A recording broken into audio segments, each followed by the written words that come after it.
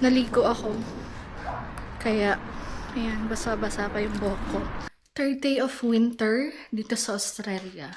Sinubukan kong maligo kasi titignan ko kung kakayanin ko ba yung lamig and kinaya ko naman. Kulot kasi yung buhok ko. So, ang pangit kapag hindi siya winawash. Yung tipong suklay-suklay lang.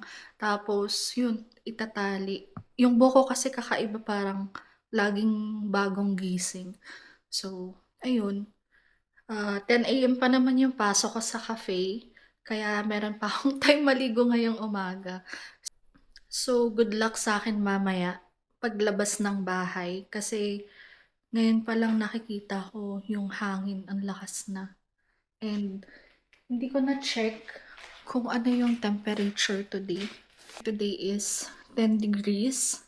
And based dun sa forecast, yung chance na uulan ngayong araw is 80%. Ayan siya. So, ayun lang. Papasok na ako ng trabaho. Good luck sa akin sa labas. Medyo maliwanag today.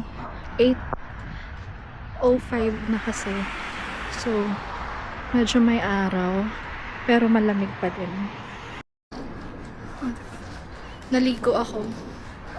Kaya, ayan, basa-basa pa yung buhok ko.